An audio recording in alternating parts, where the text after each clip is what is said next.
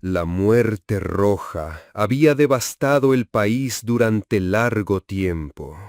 Jamás una peste había sido tan fatal y tan espantosa. La sangre era encarnación y su sello, el rojo y el horror de la sangre. Comenzaba con agudos dolores, un vértigo repentino, y luego los poros sangraban y sobrevenía la muerte.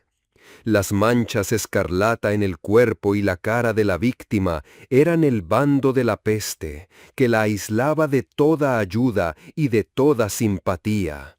Y la invasión, progreso y fin de la enfermedad se cumplían en media hora. Pero el príncipe próspero era feliz, intrépido y sagaz. Cuando sus dominios quedaron semidespoblados, llamó a su lado a 1000 caballeros y damas de su corte, y se retiró con ellos al seguro encierro de una de sus abadías fortificadas. Era esta de amplia y magnífica construcción, y había sido creada por el excéntrico, aunque majestuoso gusto del príncipe. Una sólida y altísima muralla la circundaba. Las puertas de la muralla eran de hierro. Una vez adentro, los cortesanos trajeron fraguas y pesados martillos y soldaron los cerrojos.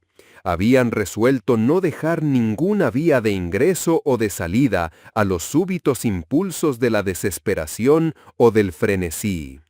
La abadía estaba ampliamente aprovisionada. Con precauciones semejantes, los cortesanos podían desafiar el contagio. Que el mundo exterior se las arreglara por su cuenta. Entretanto, era una locura afligirse. El príncipe había reunido todo lo necesario para los placeres. Había bufones, improvisadores, bailarines y músicos. Había hermosura y vino. Todo eso y la seguridad estaban del lado de adentro. Afuera estaba la muerte roja. Al cumplirse el 5º o 6º mes de su reclusión, y cuando la peste hacía los más terribles estragos, el príncipe próspero ofreció a sus 1000 amigos un baile de máscaras de la más insólita magnificencia. Aquella mascarada era un cuadro voluptuoso, pero permitan que antes les describa los salones donde se celebraba.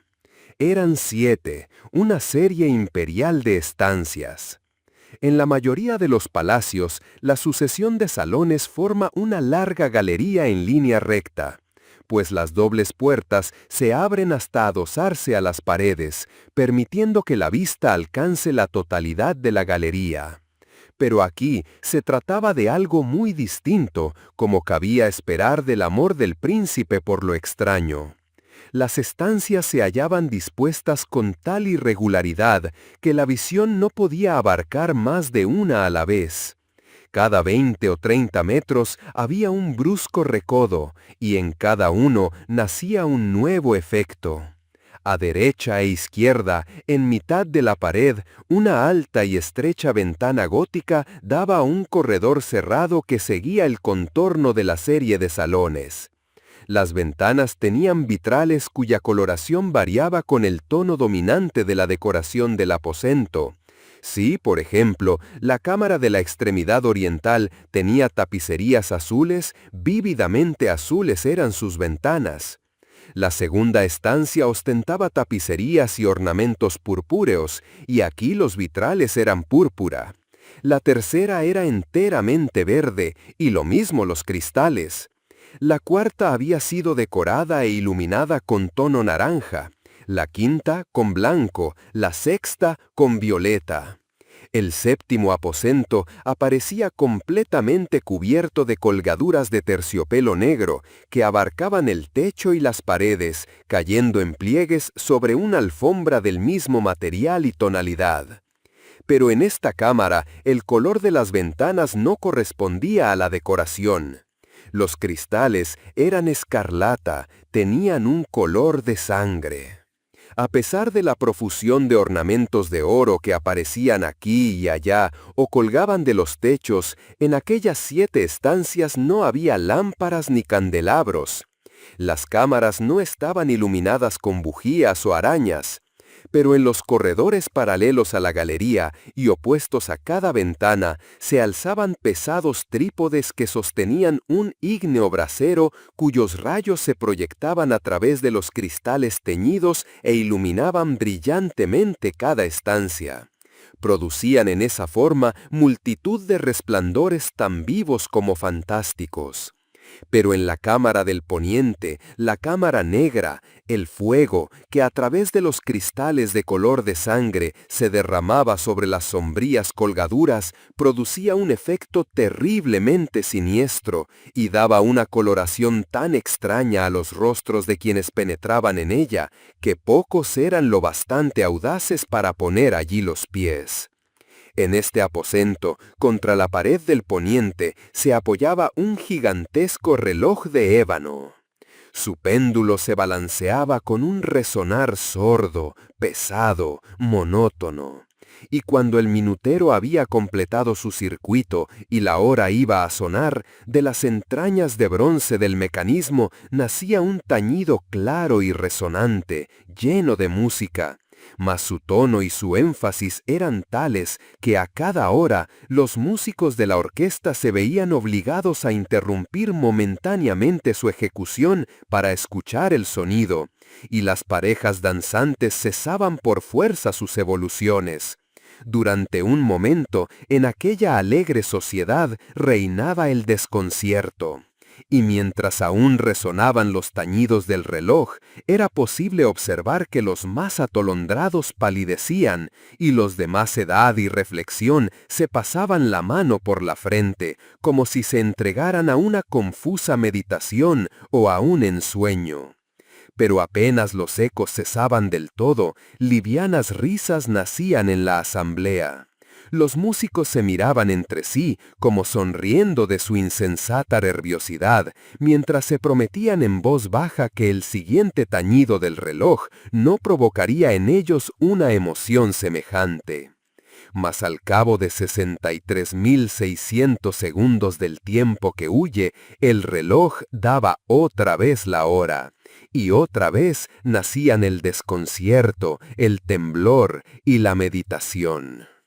Pero en lo alto, la fiesta era alegre y magnífica. El príncipe tenía gustos singulares. Sus ojos se mostraban especialmente sensibles a los colores y sus efectos. Desdeñaba los caprichos de la mera moda. Sus planes eran audaces y ardientes. Sus concepciones brillaban con bárbaro esplendor. Algunos podrían haber creído que estaba loco. Sus cortesanos sentían que no lo estaba. Era necesario oírlo, verlo y tocarlo para tener la seguridad de que no lo estaba. El príncipe había ocupado personalmente de gran parte de la decoración de las 7 salas destinadas a la gran fiesta. Su gusto había guiado la elección de los disfraces. Grotescos eran estos, a no dudarlo. Reinaba en ellos el brillo, el esplendor, lo picante y lo fantasmagórico. Veíanse figuras de arabesco, con siluetas y atuendos incongruentes, veíanse fantasías delirantes, como las que aman los locos. En verdad, en aquellas 7 cámaras se movía de un lado a otro una multitud de sueños. Y aquellos sueños se contorsionaban en todas partes, cambiando de color al pasar por los aposentos y haciendo que la extraña música de la orquesta pareciera el eco de sus pasos. Mas otra vez tañe el reloj que se alza en el aposento de terciopelo. Por un momento todo queda inmóvil, todo es silencio, salvo la voz del reloj. Los sueños están helados, rígidos en sus posturas. Pero los ecos del tañido se pierden, apenas han durado un instante, y una risa ligera, a media sofocada, flota tras ellos en su fuga. Otra vez crece la música, viven los sueños, contorsionándose al pasar por las ventanas, por las cuales irrumpen los rayos de los trípodes. Mas en la cámara que da al oeste ninguna máscara se aventura. pues la noche avanza y una luz más roja se filtra por los cristales de color de sangre. Aterradora es la tiniebla de las colgaduras negras, y, para aquel cuyo pie se pose en la sombría alfombra, brota del reloj de ébano un ahogado resonar mucho más solemne que los que alcanzan a oír las máscaras entregadas a la lejana alegría de las otras estancias. Congregábase densa multitud en estas últimas, donde afiebridamente latía el corazón de la vida. Continuaba la fiesta en su torbellino hasta el momento en que comenzaron a oírse los tañidos del reloj anunciando la medianoche. Cayó entonces la música, como ya he dicho, y las evoluciones de los que bailaban se interrumpieron, y como antes se produjo en todo una cesación angustiosa. Mas esta vez el reloj debía tañir 12 campanadas, y quizá por eso ocurrió que los pensamientos